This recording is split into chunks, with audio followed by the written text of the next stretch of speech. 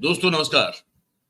4 PM Gujarat पर 4 PM news network पर आप सभी का बहुत बहुत स्वागत है। मैं हूं आपका दोस्त मयूर जानी। दोस्तों आज इस वीडियो में, इस कार्यक्रम में हम कुछ बड़ी महत्वपूर्ण और जिसे समझना जानना आपके लिए बहुत जरूरी है, ऐसे मुद्दे पे बात करने वाले हैं। देखिए 2024 का चुनाव खत्म हो गया। अब वो एक मिली-जुली सरकार भी बनी, जिसको मोदी साहब पूर्ण बहुमत की कहते हैं। खैर वो ख़याली पुलाव पकाते रहते हैं, खाते रहते हैं, लोगों को खिलाने की कोशिश भी करते रहते हैं, वो अलग बात है।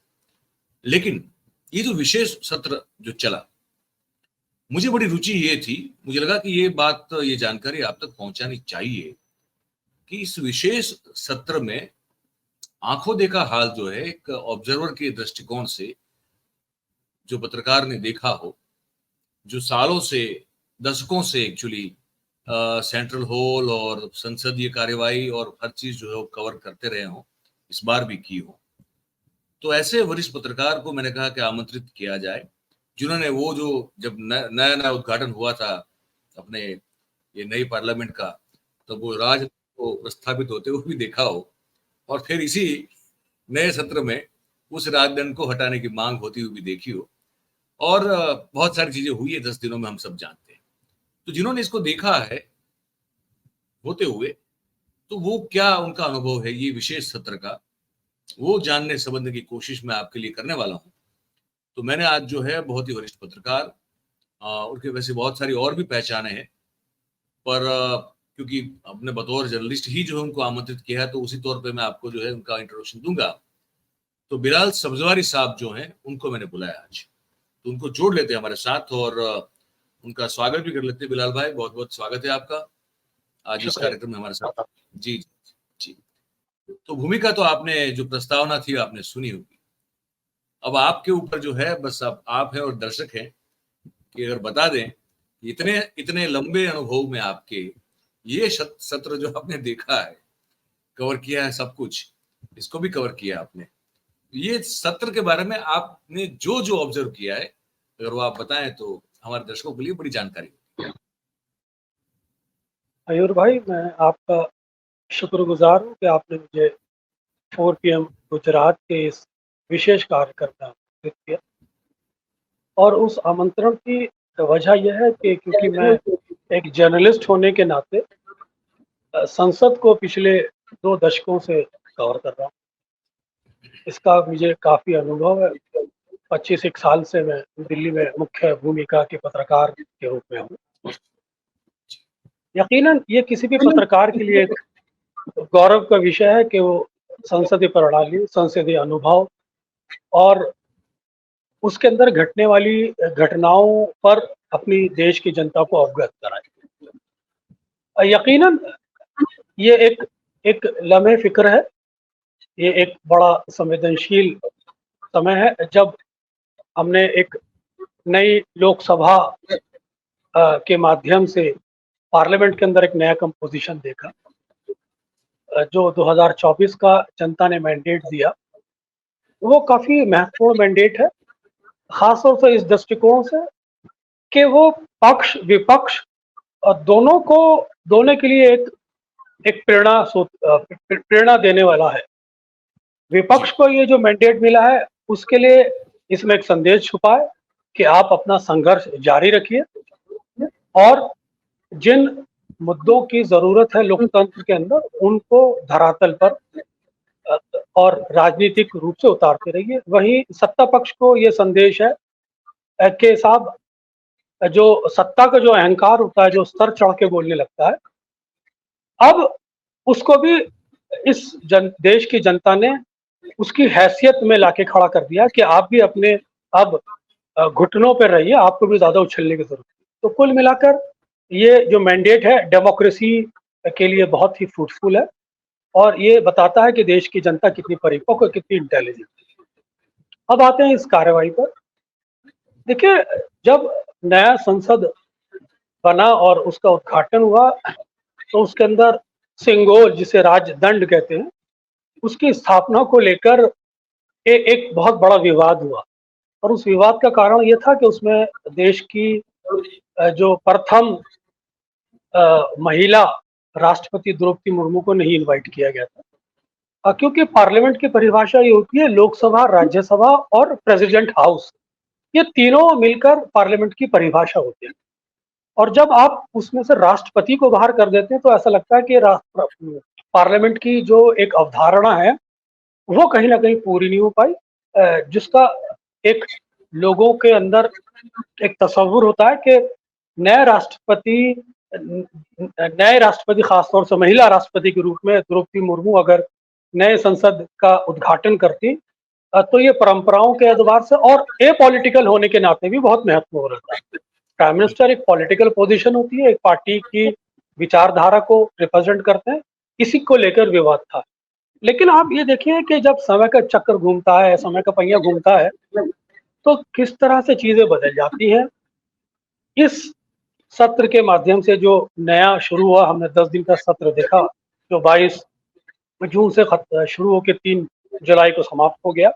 उसमें उसी राजदंड पे सवाल खड़े हुए और जो सवाल खड़े गए वो एक वैचारिक दृष्टिकोण से खड़े किए गए कि अब वो दौर नहीं रहा कि जब राजा और प्रजा का तस्वुर होता था और राजा प्रजा को दंड दिया करता था। आज लोकतंत्र है, संविधानिक की मर्यादाएं हैं, संवैधानिक परिपाटी है, देश संविधान से चलता है और जो भी हमारे कार्यक्रम है, राजनीतिक कार्यक्रम है, वो सब संवैधानिक मर्यादाओं से संचालित होते हैं, संवैधानिक परिपाटी से संचालित होते हैं और संसद उसका एक जीता जागता उदाहरण माना जाता है। तो ये बदलते वक्त की वानगी कहिए कि आज उस पर भी सवाल उठे और खास तौर से ये सवाल एक ऐसी पार्टी के माध्यम से और एक ऐसे सांसद के माध्यम से उठाए गए जो देश के अंदर पिछड़ों की राजनीति, दलितों की राजनीति, अल्पसंख्यक राजनीति, वंचितों की राजनीति, आदिवासियों की राजनीति के पक्षधर विचारधारा वाले लोग हैं। तो बताता है कि समय के साथ चीजें किस तरह से बदलती हैं और किस तरह से हमें ये अभिमान नहीं होना चाहिए कि हर वक्त हमें सत्ता में रहना है। समय का चक्र कभी भी बदल सकता है और कभी भी इसका पहिया घूम सकता है। दूसरी बात यह है कि मौजूदा सत्र के अंदर हमें 2 टकराव महत्वपूर्ण खासतौर से देखने को मिले। एक तो एलओपी जो राहुल गांधी बनाए गए हैं उनके और प्रधानमंत्री नरेंद्र मोदी जी के बीच में। तो जब एलओपी राहुल गांधी बनाए गए तो उनका जो भाषण था वो किस तरह से सत्ता पक्ष को छुप रहा था, वो किस तरह से सत्ता पक्ष को एक बेचैनी पैदा कर रहा था और किस तरह से सत्ता पक्ष स्पीकर का एक सहयोग चाहता था, वो चाहता था कि संरक्षण चाहता था और ये बताता था कि परिस्थितियां बदल गई हैं। एक समय होता था कि जब प्रधानमंत्री नरेंद्र मोदी जी कहा करते थे कि एक अकेला सब पे भारी, और अब ये कहा जाने लगा कि राहुल अकेले सब पे भारी हो गए। खासतौर से जो एलओपी का जो भाषण था राहुल गांधी का, उसको 10 साल के परिप्रेक्ष्य में देखना बहुत जरूरी था, क्योंकि हमें अच्छी तरह मालूम है कि किस तरह से राहुल गांधी की संसद सदस्यता छीनी गई थी, किस तरह से राहुल गांधी को उनका आवाज छीना गया था, किस तरह से राहुल गांधी राहुल गांधी के संसद के अंदर माइक बंद किए गए थे। जो 10 साल में उन्होंने संघर्ष किया, जो तकलीफें सही और एलओपी बने, वो बताता है कि राहुल गांधी ने जो ये सदन में एक पोजीशन हासिल की है, उनके संघर्ष की एक जीती जाती मिसाल है। अगर राहुल गांधी एक संसद के रूप में बोल रहे होते तो हो सकता है स्पीकर फिर उनके साथ वही व्यवहार करते, क्योंकि एलओपी एक कॉन्स्टिट्यूशनल पोजीशन है और जिसको रोके जाना आसान नहीं था। और एलओपी एक अवधारणा में, साधारण भाषा में शैडो प्राइम मिनिस्टर भी कहलाता है। तो आज वो राहुल गांधी के पास वो अधिकार प्राप्त है जो उन्होंने अपने संघर्ष के माध्यम से प्राप्त की है। और जो टकराव है एलओपी का और प्रधानमंत्री नरेंद्र मोदी जी का, वो इस सदन की सबसे बड़ी सुंदरता रही। एक समय में राहुल गांधी को पूरी तरह दबा लिया जाता था, एक समय राहुल गांधी क्या पूरे विपक्ष को दबा लिया जाता था कि 150 सांसद संसद से निलंबित कर दिए जाते थे, कानून पास करा लिए जाते थे। आज विपक्ष मजबूत होकर उभरा है, लोकतंत्र की आवाज में एक ताकत आई है। लोकतंत्र अपने मुद्दों को, खासतौर से जनहित से जुड़े मुद्दों को विपक्ष के माध्यम से उठा सकता है। यही संसदीय प्रणाली की सुंदरता कहलाती है कि चेक एंड बैलेंस, एक संतुलन स्थापित हो गया है क्योंकि मजबूत लोकतंत्र हमेशा से वही कहलाता है मयूर जी, जहाँ पर विपक्ष ताकतवर होता है। और एक और बात मैं आपको कहना चाहूंगा कि आज आज जो आके जो टकराव है राहुल गांधी और नरेंद्र मोदी जी के बीच में, या कहिए एनडीए या इंडिया गठबंधन के बीच में, वो दो तरीके का हम देख सकते हैं। एक तो उसमें वैचारिक दृष्टिकोण है और एक उसमें इलेक्ट्रोल पॉलिटिक्स का दृष्टिकोण है। तो वैचारिक दृष्टिकोण को अगर दृष्टिकोण से आप देखें तो दो मुद्दे बहुत महत्वपूर्ण हैं, जिसमें हिंदुत्व की राजनीति, एक संविधान की राजनीति, एक आइडियोलॉजिकल पोजीशन है दोनों पार्टी की। वही वही इलेक्ट्रोल पॉलिटिक्स के दृष्टिकोण से देखें तो मोदी जी कहते हैं कि हमें ये जो थर्ड टर्म मिला है ये बताता है कि हमारी परफॉर्मेंस में मिला है, और वहीं इंडिया गठबंधन बताता है कि आपकी नैतिक हार हुई है और ये जो मैंडेट मिला है विपक्ष को मिला है। तो ये इलेक्ट्रोल पॉलिटिक्स का टकराव भी है। विपक्ष ये कहता है कि ये सरकार ज्यादा दिन नहीं चलेगी, मोदी जी कहते हैं कि इंडिया गठबंधन के जो सहयोगी दल हैं उनमें आने वाले समय में किस तरह से बिखराव वो देखते हैं या उनको आइसोलेट करने की कोशिश कर रहे हैं और कांग्रेस से। यह राजनीतिक टकराव इलेक्ट्रोल पॉलिटिक्स में आमतौर पर देखने को मिल रहा है। मुझे थोड़ा कुछ और 2-3 चीजें आपसे जाननी समझनी है। एक तो ये है कि भारतीय जनता पार्टी की ओर से और अन्य पक्षों को, विपक्षों को एक डर लगा रहता है, वो डर होता है ऑपरेशन लोटस का। तो मैं ये समझना चाहता हूं आपसे, इस बार जो कि ये सदन में जब सब लोग मिल रहे हैं तो ऑब्वियसली इंडिया गठबंधन के लोग जो हैं वो, उनका बैठने का जो है, मिलने का कहीं और स्थल होगा, सदन में ही उनको जगह मिली होगी बाहर। और तो मतलब ये ऐसी कोई आशंका है या ऐसी कोई हलचल, या अपने अपने गुटों को, अपने अपने सदस्यों को बिल्कुल एकदम अपने साथ टाइट रखने की कोई कोशिश, ऐसा कुछ देख रहे हैं क्या? सदन के बाहर की बात कर रहा हूँ थोड़ा, लेकिन फिर भी सदन में। देखिए, अब मयूर जी, पहले एक सेंट्रल हॉल हुआ करता था जो ओल्ड पार्लियामेंट हुआ करता, पुरानी हाँ, संसद में। लेकिन इस नए सदन में किसी तरह भी सेंट्रल हॉल का कोई तस्वुर नहीं। आप या तो लंच आवर्स में लंच आवर्स में आप एक दूसरे से मिल सकते हैं, या डाइनिंग कर रहे हो आप, तब मेंबर ऑफ पार्लियामेंट एक दूसरे से मिल सकते हैं। और ये हमेशा से परंपरा रही है कि पार्लियामेंट के अंदर जो एक लंच करने के लिए मेंबर ऑफ पार्लियामेंट जाते हैं, और वहाँ पर प्रॉपर एक प्लेस है जहाँ पर सांसद सदस्यों के लिए एक पूरा खाने पीने का इंतजाम होता है। वहाँ पर एक औपचारिक वार्ताएं होती हैं आपस में। लेकिन जो आपने लोटस ऑपरेशन की बात की है, ये बड़ा ही संवेदनशील और बड़ा ही गंभीर मसला है। दरअसल अगर आप लोटस ऑपरेशन की बात करें तो 2013-14 में जो पहला लोटस ऑपरेशन हुआ था वो वो मणिपुर सरकार में नबाम तुकी और कलिको पुल के बीच में घटा था, जहां पर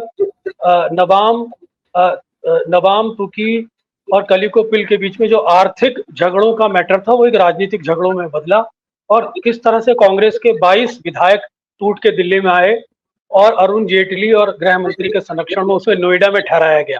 वो पहला लोटस ऑपरेशन था। उसके बाद से ये lotus operation Bharatiya Janata party की एक रणनीति का हिस्सा बना। उसके बाद से देश के अंदर लगभग कांग्रेस की चुनी हुई 11 सरकारें गिराई गई, और उसकी वजह से देश के अंदर एक उथल पुथल मची। और उस लोटस ऑपरेशन के में जिस तरह से जो देश की महत्वपूर्ण एजेंसियां होती हैं उसका जो इस्तेमाल हुआ, वो भी अपने आप में बड़ा महत्वपूर्ण एक विषय रहा पिछले लोकसभा चुनाव तक। लेकिन ये बात ठीक है कि जो परिपाटी प्रधानमंत्री नरेंद्र मोदी जी की है, वो जिस टेम्परामेंट के आदमी हैं, जिस टोन एंड टेनर में बोलते हैं, जो उनका मिजाज है, वो बताता है कि वो किसी तरह के दबाव को महसूस नहीं करते। और ये सरकार, जो बैसाखियों की सरकार एक अवधारणा में कहलाई जाती है, जिसके दो महत्वपूर्ण घटक दल भारतीय एनडीए के हैं, जिसमें जेडीयू और टीडीपी चंद्रबाबू नायडू, एक 16 मेंबर ऑफ पार्लियामेंट है, एक 10 या 12 मेंबर ऑफ पार्लियामेंट है।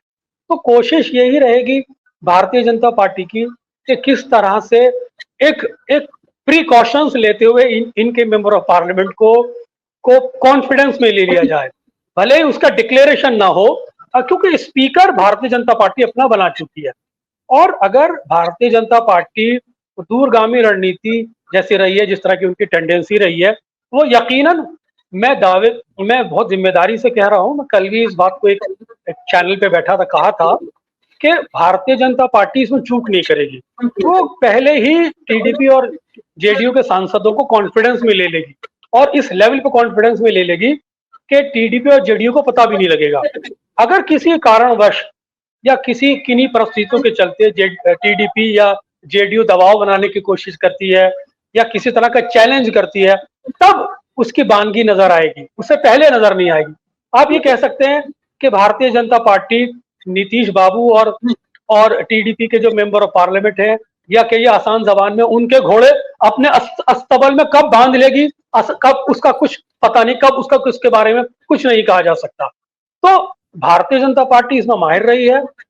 महाराष्ट्र में इसके जीते जागते उदाहरण है कि भारतीय जनता पार्टी दूसरे के घोड़े अपने अस्तबल में लाके बांध लेती है, और जब मांगने की कोशिश की जाती तब पता लगा कि उस पर लगाम या सवार उसका कोई और होता है। तो ये बहुत महत्वपूर्ण बात है।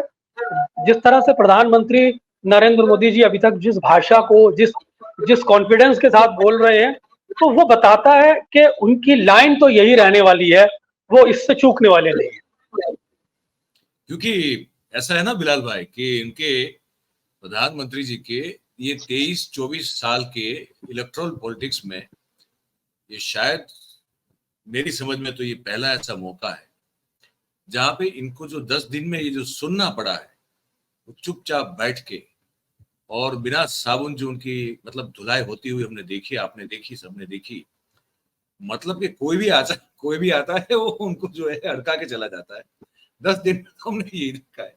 अब ये इनकी आदत नहीं है ना, ये फितरत नहीं। इनको वो चाहिए और राजाधिराज वाला, सम्राट चक्रवर्ती बादशाहों वाला वो माहौल चाहिए कि वो आए तो वो सुई टपक सन्नाटा हो, सिर्फ उनके नाम के जय जयकार होते हो, उनके नारे लगते हो, दुश्मन या विरोधी जो है वो बिल में छुपे हुए हो, वैसा उनको माहौल चाहिए। अब इस बार तो हम तो बाहर से देख रहे हैं संसद में, आपने अंदर से देखा है। ये जो सब जो है आके जो मतलब चुटकी लेके जो मजा ले रहे थे, ये तो उनकी फितरत नहीं है। वो अगर आप बता पाए कि वहां क्या माहौल था, मतलब वो जो आपने देखा, जब सिर्फ राहुल का भाषण नहीं और भी बहुत लोगों ने बहुत मजे लिए। मतलब प्रियंका चतुर्वेदी तक ने उसने भी बोल दिया कि बायोलॉजिकल जनता ने वोट दिया। मतलब हर चीज का जो है मतलब भयानक तरीके मजाक उड़ाया बहुत, और ये उनको बैठ के सुनना पड़ा है। यकीनन मैं यहाँ पे प्रधानमंत्री के धैर्य की दाद देता हूँ, और जिस तरह से वो अपने आप को परिस्थितियों के अनुरूप ढाल रहे हैं। देखिए, दो चीजें हैं।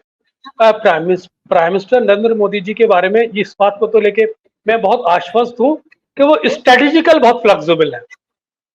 जो एक रणनीतिक रूप से जो लचीलापन होता है, वो उस एतबार से बड़ा फ्लेक्सिबल है। वो समझते हैं कि राजनीति की जो व्यवहारिकता है, वो क्या चाहती है, उसकी क्या जरूरत है। भले ही वो वैचारिक रूप से इतने स्ट्रेटेजिकल नहीं है, या कहीं आइडियोलॉजिकल रूप से इतने स्ट्रेटेजिकल नहीं है, लेकिन प्रैक्टिकल पॉलिटिक्स में वो बहुत ही स्ट्रेटेजिकल है। और जिस तरह से हर मेंबर ऑफ पार्लियामेंट विपक्ष का उन पर हाथ साफ कर रहा था, तो यकीनन मैं उनके धैर्य की मैं दाद देना चाहूंगा। और ये धैर्य इसलिए भी जरूरी है कि कहीं ना कहीं अंदर खाने लोटस ऑपरेशन जब तक काम कर रहा है, और वो उस प्रधानमंत्री को जब ये कन्विंस्ड हो जाएगा कि हम लोटस ऑपरेशन में कामयाब हो जाएंगे, तब मेरा ख्याल है ये धैर्य भी आपको देखने को नहीं मिलेगा। लेकिन बदलते माहौल में आप ये देखें कि अभी तक जो कमांड अमित शाह जी के पास होती थी, और वो उनका एक जलवा होता था सदन में, आप आज जो सहयोगी दलों से बात करने का जो सिलसिला है, वो राजनाथ सिंह के पास है। वो स्ट्रेटेजिकल मूव है उनका। राजनाथ सिंह जी के पास है, सहयोगी दल राजनाथ सिंह जी से बात करते हैं किसी भी मसले पर, और फिर पार्लियामेंट्री अफेयर्स मिनिस्टर, जो एक बहुत ही इंपॉर्टेंट फ्लोर कोऑर्डिनेशन के लिए जरूरत है, उसको भी बदल दिया गया है। और यकीनन ये बात ठीक है कि अमित शाह जी का अभी कोई बहुत ज्यादा फिलहाल ऊपर से रोल नजर नहीं आ रहा, लेकिन वो बैकडोर से अभी भी उतने ही स्ट्रांग है जितना उनको होना चाहिए था। समय समय पर जब भी प्राइम मिनिस्टर पे कोई विपक्ष अटैक करता है तो वो खड़े होते हैं, उसको डिफेंड करते हैं। ये बताता है कि जो प्राइम मिनिस्टर और अमित शाह जी के बीच में जो रिश्ते हैं, जो एक बॉन्ड है, वो बना हुआ है। तो ये बड़ा महत्वपूर्ण पड़ाव है। इसमें नीतीश जी अपने आप को कितना सजो के रखते हैं, चंद्रबाबू नायडू कितना सजो के रखते हैं, क्योंकि विधानसभा चुनाव बिहार का भी खड़ा है। वहीं चंद्रबाबू नायडू को एक बड़े आर्थिक पैकेज की जरूरत है, वो एक नई कैपिटल बनाना चाहते हैं। वहीं नीतीश बाबू ने अभी तक जातीय जनगणना की मांग नहीं छोड़ी है। साथ ही साथ उन्होंने आरक्षण की मांग नहीं छोड़ी है। वो आरक्षण की मांग को 9th शेड्यूल में डालना चाहते हैं। मैं 9th शेड्यूल का थोड़ा सा परिभाषित कर दूं। एक 9th शेड्यूल एक ऐसी व्यवस्था होती है, अगर किसी भी कार्यक्रम को, किसी भी नीतिगत योजना को या किसी भी विवादित विषय को 9th शेड्यूल में जब डाल दिया जाता है तो वो अ, न्यायपालिका की समीक्षा की परिधि से बाहर हो जाता है, फिर उसको चैलेंज नहीं किया जा सकता। तो आरक्षण के मैटर को नीतीश बाबू चाहते हैं 9th शेड्यूल में डाला जाए। वहीं बिहार का नया स्टेटस भी चाहते हैं। तो अभी जो एक अवधारणा या कहिए कि परसेप्शन में तो एक दबाव बनाने की कोशिश है। और नीतीश जी ने जो उनकी राष्ट्रीय कार्यकारिणी की बैठक हुई कॉन्स्टिट्यूशन क्लब में दिल्ली के अंदर अभी पिछले सप्ताह, उसमें यहाँ तक उन्होंने कहा कि हम लोग दबाव बनाना जानते हैं। तो ये बताता है कि ये महत्वपूर्ण चीजें अभी हैं, इनसे गुजरना बाकी है। यहाँ पर एनडीए की प्रधानमंत्री की परीक्षा होनी है। वहीं भारतीय जनता पार्टी भी एक अंडर कारपेट अपना लोटस ऑपरेशन कहीं ना कहीं उसकी थिंकिंग में होगी, या उससे शुरुआत कर चुकी होगी, या उसकी रूपरेखा बना रही होगी। तो दोनों तरफ से दोनों योद्धाओं ने, दोनों दोनों पार्टियों ने अपने रणनीति को चुस्त दुरुस्त करने के लिए अपनी जो एक गुप्त स्ट्रेटेजी है उसको कहीं ना कहीं थाम के रखा हुआ है। अब ये आने वाला वक्त बताएगा कि ये टकराव हमें आने वाले वक्त में किस तरह से देखने को मिलता है। हालांकि विपक्ष की तरफ से ये भी कहा जा रहा है कि ये सरकार बहुत लंबे समय तक नहीं चलेगी। तो एक एक संदेश ये भी है कि क्या विपक्ष खुद जेडीयू और नीतीश के संपर्क में है? और अगर प्रधानमंत्री ये कहते हैं कि कांग्रेस एक परजीवी पार्टी है, दूसरे पर निर्भर है, तो वो कांग्रेस पर अटैक करते हैं और उनके सहयोगी दलों को थोड़ा बचा के चलते हैं। तो ये बताता है कि प्राइम मिनिस्टर खुद इंडिया गठबंधन में कुछ लोगों को कॉन्फिडेंस में लेना चाहते हैं। तो हर आदमी अपने संरक्षण में लगा हुआ है। विपक्ष चाहता है कि हम हावी हो जाए, और सत्ता पक्ष चाहता है कि हम अपने ऊपर किसी को हावी ना होने दें। एक आखिरी बात पूछनी है आपसे। प्रधानमंत्री जी का भाषण मैंने देखा, दोनों देखे, यहाँ मतलब ऑब्वियसली हमारे संसद टीवी पे देखे। मैंने बड़ी जो जहां जहां मुझे मतलब वो तो जहां कैमरा जाएगा वही हम लोग देख पाएंगे। यहाँ तो मैंने उनके खुद के जो सांसद वगैरह जो है बड़े सुस्त देखे। कोई जो है वो वासी ले रहा है, कोई कोई वैसे ही आंख बंद करके बैठा हुआ है। मतलब कि काफी निरसता देखी उनके भाषणों के दौरान उन्हीं की पार्टी के लोगों की। ये क्या आपको ठीक से ऑब्जर्व करने का मौका मिला क्या, और ऐसा है तो क्यों है? हाँ, ये बात आप ठीक कह रहे हैं कि जब प्राइम मिनिस्टर, एक समय था जब प्राइम मिनिस्टर सदन में आते थे तो मेजें थपथपाई जाती थी, मोदी मोदी मोदी के नारे लगते थे। आज आज उसमें एक उसका टोन डाउन बहुत हल्का नजर आता है। और प्राइम मिनिस्टर जिस जिस जलवे और जिस ग्रेस के साथ हाउस में आते थे, वो आज वो कैफियत उनकी नजर नहीं आती है। थोड़ा सा प्राइम मिनिस्टर का विश्वास जो है वो पहले के मुकाबले डिगा हुआ है, और वो राहुल गांधी पर बहुत व्यक्तिगत हमले कर रहे हैं। प्राइम मिनिस्टर ने जो भाषा बोली है वो बिल्कुल वही परिपाटी है जो केजरीवाल ने दिल्ली विधानसभा में प्राइम मिनिस्टर पे जिस परिपाटी से हमले किए थे, उसी परिपाटी से इंस्पायर्ड होके मोदी जी ने राहुल पे हमले किए। लेकिन प्राइम मिनिस्टर थर्ड टाइम के प्राइम मिनिस्टर हैं, ये उनकी लेगेसी का पीरियड है। उनको अब ये साबित करना है कि उन्होंने पिछले 10 सालों में क्या हासिल किया और इन 5 सालों में वो क्या हासिल करना चाह रहे हैं। क्योंकि उन्होंने राष्ट्र की प्राथमिकताओं को अपने एजेंडे पे लिया है। तो अच्छा ये रहेगा कि वो राष्ट्र की प्राथमिकताओं के अकॉर्डिंग काम करें, और राष्ट्र के प्रति जो उनकी प्रतिबद्धता एक प्राइम मिनिस्टर होने के नाते, जिसमें विपक्ष का सहयोग भी जरूरी है, संसदीय मर्यादाएं भी जरूरी है, विपक्ष का सम्मान भी जरूरी है, उस पर अगर वो चलते हैं तो वो ज्यादा बेहतर रहेगा, कहीं ताकि वो कहीं ना कहीं अपना नाम इतिहास में दर्ज करा सके। अगर वो इस बार भी चूक गए तो वो देश के अंदर लोकतांत्रिक दृष्टिकोण से एक विवादित प्रधानमंत्री माने जाएंगे, जिनका जिनका इतिहास में वर्णन करते हुए लोग यही कहेंगे कि लोकतंत्र विरोधी, मर्यादा विरोधी, विपक्ष विरोधी प्रधानमंत्री भी भारतीय जनता पार्टी ने 15 सालों में दिया। बहुत बहुत धन्यवाद बिलाल भाई। मेरे ख्याल से बहुत बारीक चीजें, जो आपका अवलोकन रहे वो आपने जो है एक्सप्लेन की है बड़ी सरल और सिंपल भाषा में हमारे दर्शकों के लिए। ऐसे ही आपसे बातचीत करते रहेंगे और जानकारी जो है आपके द्वारा दर्शकों तक पहुंचाते रहेंगे। बहुत बहुत धन्यवाद, आपने वक्त निकाला। कुछ आप सम अप करने के लिए अगर आप कुछ कहना चाहते हैं तो आप कर दें, उसके बाद फिर हम समाप्त कर देंगे। मैं अब यही कहूंगा कि जो एक मौजूदा राजनीतिक टकराव है, आप देखेंगे कि हिंदुत्व की जो पिच है वो भारतीय जनता पार्टी की पिच है।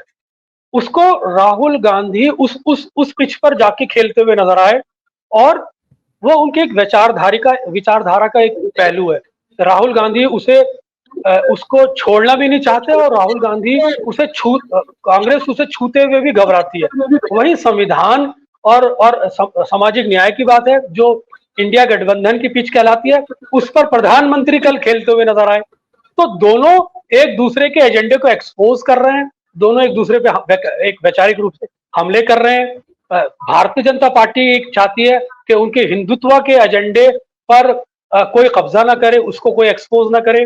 वहीं कांग्रेस ये चाहती है कि संविधान का एजेंडा, सामाजिक न्याय का एजेंडा का कोई एक्सपोज ना करे, वो उनकी पिच है। तो दोनों पार्टियां एक दूसरे के पिच में जाके खेल रही हैं। ये नए रूप है, नई राजनीति है। इसमें देखना यह है कि इसमें कामयाब कौन होता है, कौन अपने प्रोपेगेंडे में कामयाब होता है और कौन वास्तविकता जनता के सामने ले जाने में काम सफल रहता है।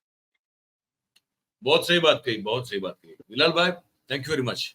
Thank you for joining and वक्त दिया आपने और बात की। बहुत बहुत धन्यवाद आपका। तो दोस्तों, आप सुना बिलाल भाई ने जो कहा। अब आपकी बारी है, आपको हमको लिख के बताना है, कमेंट करके बताना है कि ये जो जानकारी आप तक हमने पहुंचाई, ये जो साक्षात्कार किया, वो आपको कैसा लगा, है ना। तो वो इजी है, बस आप लिख के आप हमको भेजिए तो हमको पता चल जाएगा। कमेंट जैसे कहा हम पढ़ते हैं। और अगर आपको फिर हमारी बातचीत पसंद आई हो तो इस वीडियो को आप लाइक कर सकते हैं। इसकी जो लिंक है वीडियो की, उसको आप हो सके उतना शेयर करें। और हमारा जो चैनल है 4PM गुजरात, आप उसे सब्सक्राइब करें और अपने आसपास के लोगों से करवाएं। बहुत बहुत धन्यवाद हमारे साथ जुड़ने के लिए। Thank you very much. नमस्कार।